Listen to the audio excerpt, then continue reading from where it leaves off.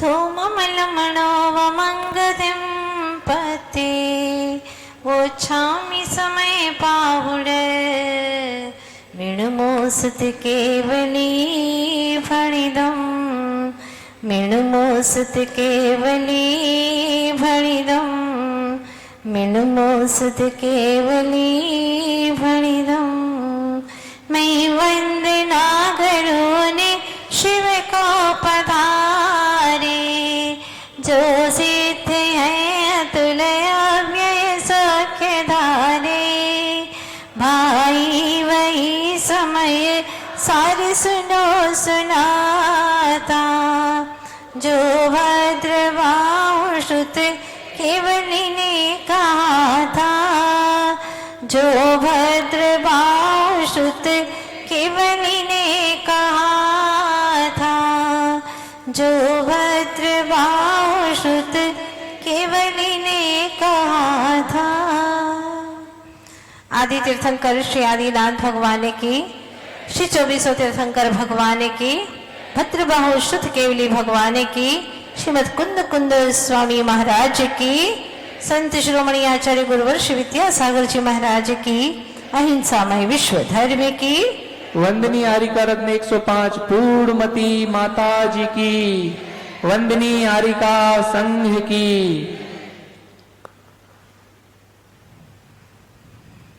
अद्भुत बात और श्रुतपूर्व बात कहने जा रहे हैं। तम एयत वियत्तम दाये हम, वह एकत्व तुम्हारी परम पवित्र शुद्ध आत्मा, मेरी परम पवित्र शुद्ध आत्मा, उसको दिखाऊंगा। कैसे दिखाऊंगा? आंखों से देखने के योग्य नहीं है, उसे शब्दों के माध्यम से सविहवेण अपने वैभव से, अपने ज्ञान वैभव से, अपने अनुभूति के वैभव से दिखाऊंगा। तुम भी अपना वैभव दिखाते हो ना, वैभव दिखाते हो। अब घर में है इतना सब कुछ तो दिखाना तो चाहिए ही ना। ऐसी वेशभूषा अगर ऐसी वैसी पहन ली तो लोग क्या कहेंगे? हाँ? स्टेटस तो, अपना ओहदा तो दिखाना ही चाहिए ना। इतना सब कुछ घर में है तो फिर नकली पहनना, खोटे पहनना अच्छा नहीं लगेगा। डायमंड तो होना ही चाहिए कम से कम। हाँ, नहीं नहीं, कोई जरूरत नहीं है। पैसे वाला है ना तो वो खोटा भी पहनेगा तो लोग कहेंगे कि असली ही है। क्या आप दिखा रहे हो? क्या दिखाना चाहते हो? घर भी अच्छा होना चाहिए। लोग देखते हैं, लोगों को दिखाने के लिए।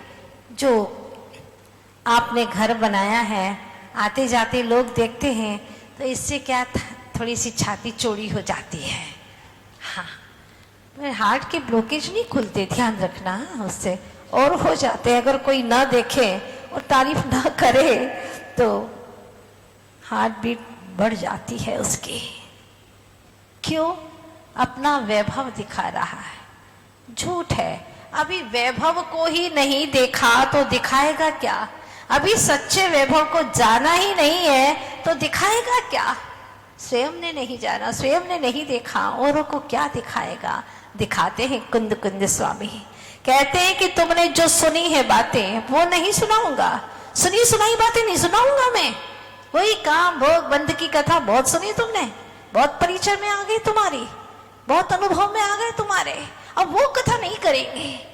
ये सदगुरु का लक्षण है, जो हमें सुनी सुनाई काम भोग और बंद की कथाएं नहीं सुनाते। उसको क्या सुनाना? वो तो तुम सुने हुए हो, हमसे भी ज्यादा होशियार हो, समझदार हो। हाँ, सब समझते हो दुनिया की दुनियादारी। आचार्य जी कहते हैं समझदार ही बीच मझधार में है। बहुत समझदारी आ गई दुनिया की, सो व्हाट, क्या होना है उन सब चीजों से? कुछ नहीं। इसलिए वो कथा नहीं सुनाऊंगा। जो परंपरा से आया है वो आगम है, और सुनकर ही नहीं अनुभव से कहा जाए वो परमागम है। हमारे तीर्थंकर भगवंतों ने जो कहा है, अपने अनुभव से कहा है, वो परमागम है। ये ग्रंथराज समय सार ऐसे कुंद कुंद स्वामी जो जंगल में बैठे हुए हैं, कोई भटका पथिक आकर के पूछे, हे भगवान हमें इस जंगल का रास्ता बता दो, तो कुंद कुंद स्वामी क्या जंगल का रास्ता बताने के लिए चलेंगे उसके साथ में? वो कहेंगे बताऊंगा, बताऊंगा तुम्हें जंगल का रास्ता बताऊंगा, जंगल में भटकने का नहीं, इस वन से निकलने का। पर ये बाहरी वन का नहीं, भव वन से निकलने का रास्ता अवश्य बताऊंगा। तो चलिए ना महाराज मेरे साथ में, आप ऐसे बताएंगे तो मैं कैसे समझ पाऊंगा? कुछ बताने की जरूरत नहीं है, देखो, बस देखो, ओनली सी। संत की बिना बोले भी प्रकृति उपदेश देती है, बिन बोले उपदेश दे रहे, अवाक पपुषा निरूपयन्तम, बिना बोले ही उपदेश देते हैं। देख लो, इस भववन से बाहर निकलने का रास्ता तुम्हें मिल जाएगा। जैसे मैं बैठा हूं वैसे ही बैठ जाओ। इतनी शांति, इतना आनंद, आंखें खोलना नहीं, क्या खोलना, किसको देखना? कम देखा है अभी तक, अनंतों बार देखा है, क्या देखोगे दुनिया को? मुझ जैसे हो जाओ। इस संसार वन से निकलने का रास्ता तुम्हें मिल जाएगा खुद ब खुद, क्योंकि भीतर में ही हम खो चुके हैं, भीतर में ही भटके, और भीतर से ही सही रास्ता मिलेगा। नहीं, हम तो आपकी बात समझ गए, लेकिन बहुत कठिन है, बहुत कठिन है ये भीतर का रास्ता, हम नहीं चल पाएंगे, क्योंकि बहुत प्रतिकूलता है हमारी जिंदगी में। हाँ, क्या क्या प्रतिकूलता है, जरा मैं आपके सामने रखना चाहती हूँ। आपको अंतर जगत में समाहित होने के लिए अनुकूलता नहीं है, धर्म कार्य करने के लिए फुर्सत नहीं है, चारों तरफ बहुत सारी परेशानियां हैं, संकट है, समस्याएं हैं। तो मैं प्रश्न पूछना चाहती हूँ, बड़े ध्यान से सुनिएगा। संयम के लिए, धर्म साधना के लिए आपकी सारी प्रतिकूल परिस्थितियां हैं, तो आप बताइए। नंबर 1, क्या आपकी माँ सुकौशल स्वामी की माँ जैसी है, जो शेरनी बनकर के आपका ही भक्षण कर जाए? ऐसी माँ है क्या आपकी? बोलो ना। तो फिर कैसी प्रतिकूलता? आगे मेरा प्रश्न है, क्या आपके पिता धन के लोभ में आकर के वो अमर कुमार के पिता जैसे हैं, जो अपने बेटे को ही सूली पे चढ़वा दें धन प्राप्त करने के लिए? क्या तुम्हारे पिता ऐसे हैं, इतनी क्रूर है तुम्हारे प्रति? नहीं। तो आगे बढ़िए। क्या आपके भाई ऐसे हैं जैसे धन्य कुमार के भाई थे, और उन्होंने, धन्य कुमार के भाइयों ने धन्य कुमार को मारने के लिए बार बार पता नहीं कितने कितने षड्यंत्र किए कि वो जान से मर जाए? क्या तुम्हारे भाई ऐसे हैं जो तुम्हें बार बार जान से मारने के लिए षड्यंत्र करते रहते हैं? ऐसी प्रतिकूलता तुम्हारे जीवन में? बोलिए ना। नहीं है। तो आगे बढ़िए। क्या आप लोगों की सासू माँ ऐसी है जो अंजना की सासू माँ थी ना, घर से निकाल दिया था?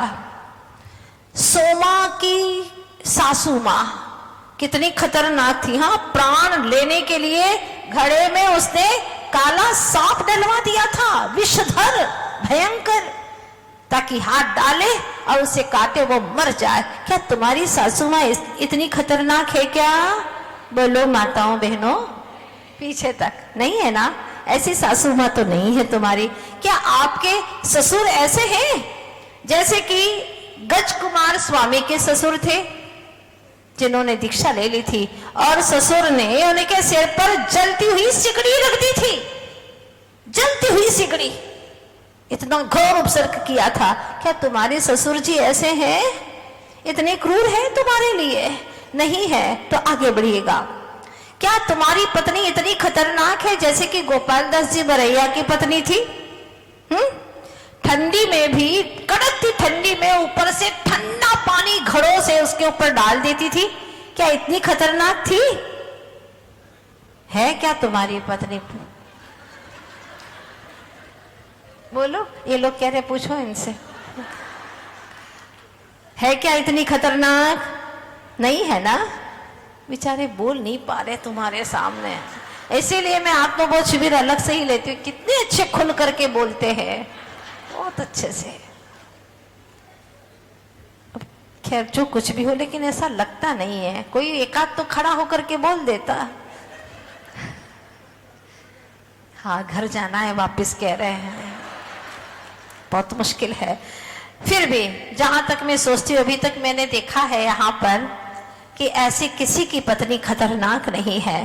क्या किसी का पुत्र ऐसा है, जैसे श्रेणिक महाराज के पुत्र थे कुणिक, बहुत प्रकार के शारीरिक प्रताड़ना दी थी पिताश्री को और बंदी गृह के अंदर बंदी बना करके रख दिया था। क्या तुम्हारे पुत्र ऐसे हैं जो तुम्हें बंदी खाने में डाल दे, तुम्हें प्रताड़ना दे? नहीं है, बिल्कुल नहीं है ऐसे पुत्र। क्या आपके देश का राजा ऐसा है जैसे कि दंडक राजा था? हाँ, दिगंबरों को द्वेष के कारण से घानी में पिलवा दिया था? नहीं, इतना भी क्रूर तो नहीं है हमारे देश का राजा। क्या आपकी समाज ऐसी है जो आपकी झूठी झूठी शिकायत करके, षड्यंत्र रच करके, जैसे कि टोडरमल जी को हाथी के पैर के नीचे कुचलवा दिया था? क्या ऐसी तुम्हारी समाज है जो तुम्हारे लिए इतना घोर षड्यंत्र करे? नहीं है, बिल्कुल नहीं है। क्या आपके ऐसे ऐसे दुश्मन हैं जैसे कि गुरुदत्त मुनिवर के शत्रु शरीर पर पूरी तरह से रुई लपेट करके और उसमें आग लगा दे, या कि कमर जैसा 9 भवों तक उसके प्रति वैर भावना बनाए रखे? क्या ऐसा कोई शत्रु है तुम्हारा? बोलो, बिल्कुल नहीं है। क्या ऐसा भी कोई शत्रु है तुम्हारा? जैसे चिलात पुत्र का वर्णन आता है ग्रंथों के अंदर, ऐसा शत्रु जो आंखें ही नोच ले तुम्हारी, ऐसा कोई शत्रु है तुम्हारा? नहीं है। क्या आपका शरीर ऐसा हो गया कि वादीराज मुनिराज जैसे वर्षों वर्षों तक दुर्गंध बहने वाला, दुर्गंध से युक्त गलित कुष्ठ हो जाए, ऐसा है किसी का शरीर? नहीं है। तो फिर क्या आपको पराधीनता है? आपको कौन सी प्रतिकूलता है? आपकी बुद्धि भी, आप कहेंगे बुद्धि नहीं है, तो क्या बुद्धि इतनी कमजोर है शिवभूति महाराज जैसी कि जिनको एक लाइन भी, एक पंक्ति भी याद नहीं रहती थी? तुष्माश भिन्नम, तुष्माश भिन्नम, इतना सा उन्हें बस अपने तरीके से याद रह गया। फिर भी अल्प बुद्धि में भी उन्होंने अपना कल्याण कर लिया और केवल ज्ञान को प्राप्त कर लिया। ये सारी बहानेबाजी है कि मैं नहीं कर सकता, मेरी अभी अनुकूलता नहीं है, घर में बच्चे हैं तो ऐसे बच्चे नहीं हैं, पत्नी है तो ऐसी पत्नी भी नहीं है, माँ है तो ऐसी कठोर माँ भी नहीं है, कोई भी प्रतिकूलता नहीं है, सारी सारी अनुकूलताएं हैं। सिर्फ आपके मन की बेईमानी है, आपके मन का षड्यंत्र है। यहाँ नहीं कर सकते। क्या पता कहीं बाहर में जाना पड़ा तो, कहीं ऐसा करना पड़ा तो, सारे तो को तोड़ दो और मोड़ दो अपने रास्ते को भीतर की ओर, अंतर जगत की ओर। देखो कितना आनंद आएगा। जिनवाणी मां प्रवेश ही नहीं कर पा रही अंदर में, इतनी मोह की गहरी गहरी घनी सखन दीवारें खींच करके रखी हैं, अंदर प्रवेश नहीं कर पाती। ये नहीं सोचती हो कि मर गए तो, ये नहीं सोचती हो? क्या पता आज की रात निकल पाए ना निकल पाए, एक पल का भरोसा नहीं है। शुभस्य शीघ्रम, शुभ भाव आया है, कर लो, पता नहीं फिर ये अवसर मिले ना मिले। ये जुबान फिर हिल पाए ना हिल पाए, ऐसी कठोर ना रह जाए, कोई भरोसा नहीं है। इसीलिए जो करना है आज ही कर लो, अभी कर लो, अपना आत्महित कर लो। फिर ऐसा अवसर दोबारा आना बहुत मुश्किल है, बहुत मुश्किल है। ये सारी अनुकूलताएं मिलना बहुत दुर्लभ है। आपके मन में ऐसा भाव नहीं आता कि मुझे तो अब कर ही लेना है अपना उद्धार, मुझे अपना कल्याण कर ही लेना है। भविष्य को छोड़ दो, अपने आंखों के सामने इस भविष्य को मत रखो, रखो मात्र वर्तमान को और वर्तमान की सोचो। आचार्य भगवान कुंद कुंद महाराज जैसे इतनी छोटी सी उम्र में उन्होंने संयम को धारण कर लिया और अपनी ज्ञान गुफा में बैठ गए, अध्यात्म के झरनों के पास में बैठ करके क्या आत्मानंद का अनुभव करते हैं। और वे कहते हैं मैं तुम्हें सुनाऊंगा सुनाऊंगा, पर सुनना ही ना चाहे तो कैसे सुनाएंगे। उन्होंने इतना महान ग्रंथ हमारे सामने रख दिया, लेकिन फिर भी सुनना ना चाहे, और सुने भी तो मात्र कान से सुने, उपयोग से ना सुने, उपयोग पूर्वक हमने सुना ही नहीं। मन थिर आन जो चाहो अपनो कल्याण। अगर अपना कल्याण चाहते हो तो मन को स्थिर करके सुनो, सुनो भव्य जीवो सुनो। जितनी रुचि पूर्वक तुम काम भोग और बंध की कथाओं को सुनते हो, कम से कम उतनी रुचि पूर्वक तो आओ, उतनी लाइन पर तो आओ, और उससे अनंत गुनी रुचि आपके भीतर में जागृत होगी तो तुम्हारा संसार परिभ्रमण का छेद हो जाएगा। ये कार्य तो तुम्हें ही करना है, और कोई करने वाला नहीं है। पुण्य इकट्ठा करके आए हो, सब कुछ है तुम्हारे पास में, धन दौलत है, जीवन जीने की सारे तरीके तुम्हारे पास में आ गए, लेकिन ध्यान से सुनिएगा। लिखा है स्वानुभूति शतक में, करोड़पतियों अरबपति को नहीं पुण्यशाली माना, करोड़पतियों अरबपति को नहीं पुण्यशाली माना। सच्चा देव धर्म गुरु पाया जिनने निज को पहचाना, वही परम पुण्यात्मा जग में ऐसा ऋषि मुनि जन गाते। धन्यों का ही जीवन है भवसागर वे तर जाते। धन्य है उनका जीवन। क्या कहता है भक्त, प्रभु दरिद्र हो जाओ, स्याच्य टोपी किसी का दास बन जाऊं, सेवक बन जाऊं चलेगा, दरिद्र हो जाऊं चलेगा, पर जिन धर्म मेरे हृदय में बसा रहे प्रभु, जिन धर्म से रीता होकर के चाहे अरबोपति भी बन जाऊं, मुझे नहीं बनना, वो पति नहीं बनना प्रभु, नहीं बनना।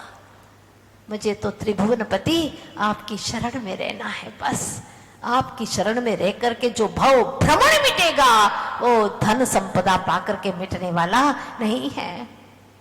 4 दिन की चांदनी है, फिर तो घोर अंधेरी रातें हैं। इसलिए प्रभु मुझे अपनी शरण में रखिएगा, बस अब मुझे संसार में भटकना नहीं है। माँ जिनवाणी जैसा कह रही है बस उसी के अनुसार चलना है। तो यहाँ पर आचार्य भगवान कुंद कुंद स्वामी कहते हैं, तम एयत विहत तम दाये हम। आप जो एकत्व विभक्त आत्मा की बात कह रहे थे ना, हाँ सुनना है, सुनाऊंगा सुनाऊंगा, दाये हम, दिखाऊंगा मैं, दिखाऊंगा, सुनाऊंगा नहीं कहा, दिखाऊंगा। किससे? अपनों सविहवे न, अपने स्व वैभव से, अपने निज वैभव से। वैभव क्या है हमारा, तुम्हारा वैभव क्या है? ओ माता जी आई है ना, 1 करोड़ की गाड़ी आई है हमारी, हाँ, और लाड़ी भी आ गई है, बहुत सुंदर है, कार लेके आई है, बहू रानी आई है, अच्छी बात है। कार लेके आई है, कल सरकार चलाएगी अपनी, तब पता चलेगा तुम्हें।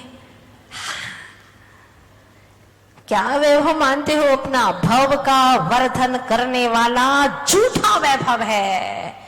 जो भव का परिभ्रमण का विनाश कर ले वो है सच्चा वैभव। मेरा ज्ञान, मेरा दर्शन सम्यक्त्व, मेरा चारित्र, मेरा वीर्य गुण, ये है मेरा वैभव, भीतर का वैभव जिसका मैं सदुपयोग कर सकूं प्रभु, वो मेरा सच्चा वैभव है। ये मेरा वैभव नहीं, अपनों सविहवेन, क्या शब्द डालें, अपने वैभव से दिखाऊंगा। अब वैभव कौन सा? कौन सा वैभव? अंदर का वैभव जो कभी भी मिटता नहीं है। अनादि से वो वैभव मेरे पास में है, लेकिन मैं देख नहीं पाता। इस शरीर का जितना भी रख रखाव करने वाला वैभव है वो वास्तव में वैभव नहीं है।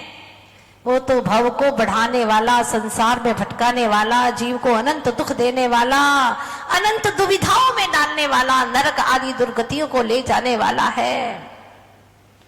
अनित्य संसार में अच्छा लगे यही तो बहुत बुरा है। क्या? अनित्य संसार में अनित्य वस्तुओं से राग करे और वो वस्तुएं अच्छी लगे, यही तो सबसे बुरी चीज है। सबसे बुरा काम क्या है? बहुत अच्छी बात है, अच्छा सूत्र है। बहुत बुरी बात, बहुत बुरा काम क्या है? जो अनित्य वस्तुएं हैं, अनित्य संसार है, वही संसार अच्छा लगे, बहुत बुरा है। हे प्रभु, ये संसार मुझे दुखदाई प्रतीत होता है, संकट और समस्याओं से भरा हुआ है, यहाँ दुख ही दुख है। ये संसार मुझे अच्छा नहीं लगता, इसमें रहना मुझे हर पल खलता है प्रभु, खलता है। राग द्वेष करने में मेरी आत्मा दुखी होती है, पीड़ा होती है, मेरी आत्मा, मेरी चेतना मुझे दुत्कारती है। तू क्या कर रहा है, क्या कर रहा है, ये तेरा स्वभाव नहीं है। मुझे खुद की आत्मा दुत्कारती है, धिक्कारती है। जब आप पूजन पढ़ते हैं ना, देव शास्त्र गुरु की क्या पंक्तियां लिखी हैं। अक्षयपुरी का वासी होकर खंडित सुख को चाह रहा। रोना आता है पूजन की पंक्तियां पढ़ते पढ़ते, प्रभु क्या हो रहा है मुझ में। अक्षयपुरी का वासी होकर खंडित सुख को चाह रहा। नंद बार धिक्कार मुझे है, निज स्वभाव से दूर रहा। धिक्कार है प्रभु मुझे, क्या किया मैंने इस जन्म को पाकर के। अरे पूर्व के अनंत भवों को पाकर के, अनंत जन्म पाकर के किया क्या मैंने। पूछते हैं आचार्य, क्या किया तूने बता। वही वही वही जो आज तक करता रहा है, कोई नया काम, कोई अच्छा काम नहीं किया। पूछते हैं, नर्तन को पाकर के किया क्या बता, भोगों में रम करके लिया क्या बता। नर्तन को पाकर के किया क्या बता, भोगों में रम करके लिया क्या बता। पूछते आचार्य, क्या किया बता। एक जवानी थी, खूब भोगों में रमा, खूब पागल हो गया, बुढ़ापा आया, मरने का समय आया, पछता रहा है। अपनी करनी पर पछताना पड़े इसी जीवन में, ऐसा काम क्यों करना। काम ऐसा करो कि मस्तक उठा करके चल सको और प्रभु की भक्ति करो तो प्रभु का दर्शन कर सको। प्रभु तू मुझे दर्शन देगा, मुझे विश्वास है, क्योंकि तेरा बालक साफ है, स्वच्छ है प्रभु। तेरा अंश प्रभु, तेरे जैसा ही, तेरे वंश का अंश, तेरे वंश का मैं वंशज हूं प्रभु। सही रास्ते पर चल रहा हूं, आपने जैसा कहा है वैसा चल रहा हूं प्रभु। मुझे विश्वास है आप मुझे दर्शन दोगे, मेरी परमात्मा तत्व प्रकट होगी, मेरी चेतना का मुझे दर्शन होगा प्रभु, अवश्य होगा, मुझे विश्वास है। जो अपने साथ में निश्चलता से जीता है उसे प्रभु का दर्शन होता है। जो अपने साथ में छल करता है उसको अपना प्रभु परमपिता परमात्मा कभी दर्शन नहीं देता, कभी दर्शन नहीं देता। इसीलिए सावधानी बरतो, अपनी आत्मा के साथ में कभी छल मत करना। और जो अपने साथ में छल नहीं करता वो जीव कभी औरों को छल नहीं कर सकता, औरों को छलता नहीं है, धोखे में नहीं डालता, कभी भी नहीं डाल सकता। क्योंकि जिसको मुक्ति के पट खोलना है वो कभी कपट नहीं करता। जिसे मुक्ति का पट खोलना है, अनंत काल का बंद द्वार को खोलना है, वो पट खोलना है, तो कभी कपट नहीं करेगा। क्यों करूं कपट, किसके लिए करूं कपट। अच्छा लगता है निश्चल बालक की भांति जीना। बालक छोटा सा है, वो निश्चल रहता है, सबको प्यारा लगता है, भले ही सुंदर ना हो लेकिन बालक सबको अच्छा लगता है। क्यों? क्योंकि उसका मन निश्चल रहता है। हे प्रभु, तेरा बालक भी ऐसे ही निश्चल मन से जीता रहे प्रभु, यही जिंदगी सार्थक है। मुझे ऐसा ही रहने दो, ऐसा ही बनाओ। अगर कोई गलती करूं तो प्रभु मुझे आगाह करो, आगाह करो प्रभु। एक गलती को बार बार न करूं, मुझे ऐसी शक्ति दो। मुझे और कुछ लड़ने के लिए किसी से शक्ति नहीं चाहिए, अपने भीतर के विकारों से लड़ने के लिए शक्ति चाहिए प्रभु, और वही मांगने के लिए मैं आपसे आया हूँ। मन मानता नहीं है, यह त्याग और संयम के पथ पर चलना नहीं चाहता। मुझे शक्ति दो प्रभु कि मैं इस मन को बना सकूं, इसके ऊपर अंकुश लगा सकूं और मैं ऊपर उठ सकूं। मन का गुलाम ना बनूं, मन को गुलाम बना करके रख सकूं प्रभु, ऐसी शक्ति दो मुझे। तब कहीं मैं एक दो भव में आप जैसा जिनवर होकर के झलक सकता हूँ, अपने जीवन को बना सकता हूँ। मैंने ठान लिया है प्रभु, क्योंकि अभी जैसा पुण्य मेरा उदय में आ रहा है, चारों तरफ समागम है, और यही नहीं, समागम करने का भाव भी उत्पन्न हो रहा है। कषाय मंद है प्रभु, आत्मरुचि को और सघन करता चला जाओ, और सघन करता चला जाओ, क्योंकि अभी इस पल जो मुझे परिणामों की पवित्रता है, फिर पता नहीं ये सारे संयोग मिले ना मिले, और परिणामों की ये पवित्रता मुझे हो या ना हो, बहुत दुर्लभ है। इसलिए प्रभु मुझे आगे ही बढ़ना है, मेरी गति को प्रकृति दो, प्रकृति दो प्रभु। बस यही ठाना है मैंने। प्रभु से प्रार्थना करो, बच्चों जैसी बैठ करके वार्तालाप करो। बहुत बातें की ना दुनिया के लोगों से, अनावश्यक व्यर्थ की बातें, काम भोग और बंध की कथाएं की। नहीं, आज से नहीं करेंगे। जब भी कथा करने का भाव आया, किसी से बातचीत करने का मन हुआ, अपनी चेतना से मुलाकात करूंगा, अपने आप से मुलाकात करूंगा, अपने आप से वार्तालाप करूंगा। आहा, कितना अच्छा। पर करते करते फिर भटक जाता हूँ, थोड़ी सी देर अंदर जाता हूँ, फिर कोई बात नहीं। करत करत अभ्यास के जड़मती होत सुजान। बार बार अभ्यास करने से ये कार्य अवश्य पूर्णता को प्राप्त होता है। कैसे, देखिएगा। एक बार राजा रानी के पास भी झरोखे में बैठे हुए थे, प्रकृति को निहार रहे थे। आपस में चर्चा हुई। अचानक राजा ने पता नहीं क्या सूझा, और उसने पूछा कि हम दोनों में ज्यादा बलवान कौन है। रानी कहती है, परीक्षा करके देख लीजिए कि दोनों में से बलवान कौन है। कैसे परीक्षा करें? अब राजा ने तत्काल देखा, नीचे गाय का छोटा सा बछड़ा। हाँ, ये जो गाय का बछड़ा है ना, 2 महीने का होगा लगभग। इस गाय के बछड़े को ऊपर ले आए। दोनों कितने समय में ला सकते हैं? जो पहले लाएगा वो ज्यादा बलवान है, जो नहीं ला पाया पहले वो कम बलवान है, कम शक्तिवान है। क्या शर्त लगाई, और खाली दिमाग शैतान का घर तो होता ही है, क्या करे। ठीक है, तय किया। राजा जितने समय में बछड़े के ऊपर लाया, रानी भी उतने ही समय में बछड़े को ऊपर ले आई। अब कैसे उत्तीर्ण हो कोई, कैसे बल की परीक्षा की जाए, कुछ समझ में नहीं आया। दोनों को बराबर बल है। चलो उस बात को स्थगित कर दिया गया। बात आई और गई, चली गई। लेकिन रानी ने क्या किया, रोज नीचे जाती और बछड़े को उठा करके प्यार से लाती, उसको खिलाती पिलाती और वापस नीचे छोड़ देती। 1 साल लगभग हो गया, रोज लाती और छोड़ आती। राजा को फिर एक दिन पता नहीं क्या सूझा, और फिर कहा, बहुत समय हो गया, परीक्षा नहीं हुई है, चलो फिर से परीक्षा करते हैं, देखते हैं कि किसका बल ज्यादा है। इस बछड़े को जो अभी बहुत बड़ा हो गया है, कौन उठा करके ला सकता है। जो लाएगा पहले वह बलवान माना जाएगा। राजा गया, और राजा ने जैसे ही उसको उठाना चाहा, बछड़ा जो था गाय का बछड़ा वो तो बिचक गया, वो उठे ही नहीं। भारी होने से उठा भी नहीं पाया, और बछड़ा भी बिचक गया, क्योंकि अब पहचान भी नहीं रही उसकी। तब राजा बोला, रानी जब मैं ही नहीं उठा पा रहा हूं तो तुम क्या उठा पाओगी इसे? हाँ, बिल्कुल हार मान जाओ, तुम नहीं उठा पाओगी। नहीं नहीं, मैं उठाऊंगी स्वामी। और रानी जाती है नीचे, नीचे गई, बछड़ा खुश और उसके साथ में आने को तैयार, क्योंकि 1 वर्ष का अभ्यास था। ले आई, रानी जीत गई।